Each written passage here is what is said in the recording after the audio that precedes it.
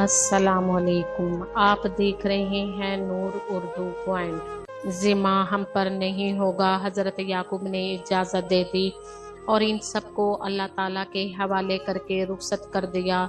जब वो हजरत यूसुफ के दरबार में पहुंची, आपने बिन्यामीन को इशारे से अपनी तरफ बुलाया और इससे फरमाया, मैं तेरा बड़ा भाई यूसुफ हूँ। मुझे सब मालूम है कि भाई हम दोनों के साथ क्या करते रहे हैं। देखो अभी इनसे कुछ ना कहना, और देखो अभी मैं तुम्हें अपने पास रखने की एक तरकीब करूँगा।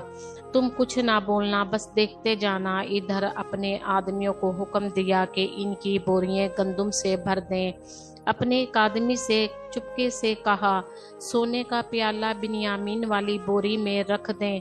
जब गंदुम डाल दी गई, बोरियां बंद कर दी गईं, इन्होंने सारा सामान उठाकर ऊंटों पर लाद लिया और इजाजत लेकर चल पड़े। अभी थोड़ी ही दूर गए थे कि पीछे से आवाज आई, ए काफले वालों, तुम तो चोर हो। भाई घबरा गए और निहायत परेशानी के आलम में पलट कर पूछने लगे, तुम्हारा क्या खोया है? पुकारने वाले ने कहा, शाह मिस्र का सोने का प्याला गायब है। भाई बिगड़ कर बोले, तो इससे हमारा क्या ताल्लुक? हम यहाँ चोरी करने थोड़ी ही आए हैं। पुकारने वाले ने कहा, अच्छा हम तुम्हारी तलाशी लेंगे, मगर ये बताओ, अगर तुम में से किसी के सामान से वो प्याला निकल आया तो हम इसे अपने पास यहीं रोक लेंगे। पुकारने वाले ने कहा, ठीक है। सबको वापस ले गए और हजरत यूसुफ के दरबार में इनकी तलाशी ले जाने लगी। बिन्यामीन के सामान से पहले इन्होंने भाइयों के सामान की तलाशी ली। आखिरकार सोने का प्याला बिन्यामीन के सामान से निकल आया। ये देखकर भाई सख्त परेशान और खफा हुए और बेख्तियार बड़बड़ाए, वो इसने चोरी की है, इसके दूसरे भाई ने भी तो की थी। हजरत यूसुफ ने फरमाया, तुम बहुत बदअमाल लोग हो। ये जो बातें तुम बता रहे हो, अल्लाह ताला इनकी हकीकत से खूब आगाह है। अब वो मिन्नत समाज करने लगे, ए अजीज मिस्र, इसे छोड़ दीजिए और इसकी जगह हम में से किसी को रख लीजिए। बात दरअसल ये है कि हमारे अब्बू बहुत बूढ़े हैं और वो इससे बहुत मानूस हैं।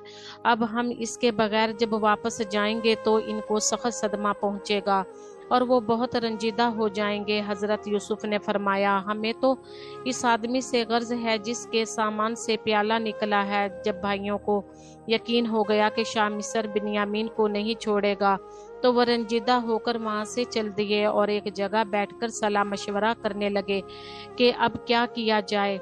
बड़ा भाई बोला, नहीं भाई नहीं, मैं तो बिन्यामीन के बगैर हरगिज घर ना जाऊंगा। मैं वालद को क्या मुंह दिखाऊंगा? यूसुफ की फरकत ही इनके लिए नाकाबिले बर्दाश्त थी। अब बिन्यामीन की जुदाई भी बर्दाश्त करना पड़ेगी। तुम जाओ और इन्हें ये कह दो कि हमें क्या मालूम था कि आपका बेटा चोरी करेगा। इसमें हमारा क्या कसूर है? बहरहाल ऐसे तैसे वो घर पहुंच गए और हजरत याकूब को सारा वाकया कह सुनाया। हजरत याकूब बहुत गमगीन और रंजीदा हुए। यूसुफ की जुदाई का जख्म फिर से हरा हो गया और वो आहा व पुकार करने लगे। शब व रोज वो दोनों बेटों की याद में तड़पते और रोते। इस तरह रोते रोते इनकी बिनाई जाती रही।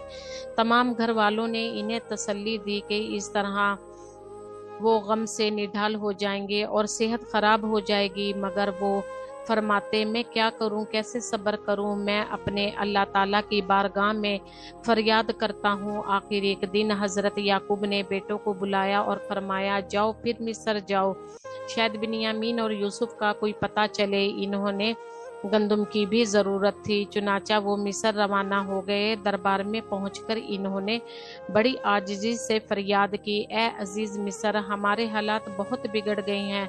हमें और हमारे घर वालों को गुर्बत और बेचारगी ने घेर रखा है। हम बहुत ही मामूली रकम लेकर आए हैं, हमें गुजारे के लिए गंदुम दे दें। आपकी बड़ी मेहरबानी होगी, हमने आपको बड़ा नेक और मेहरबान पाया है। हजरत यूसुफ का दिल भर आया। इन्होंने फरमाया, हमें मालूम है कि तुमने यूसुफ और इसके भाई के साथ क्या सलूक किया है। मैं यूसुफ हूँ और ये मेरा भाई बिन्यामीन है। अल्लाह ताला ने हम पर बड़ा करम किया है और अल्लाह इस तरह नेकी करने वालों को बेहतरीन जजा दिया करता है। भाई सख्त शर्मिंदा हुए और कहने लगे, बेशक हम गलत थे और आप सही, इसलिए ابھی بھی وقت ہے ہم توبہ کر لیں، اس سے پہلے ہم پر توبہ کے دروازے ہمیشہ کے لیے بند ہو جائیں۔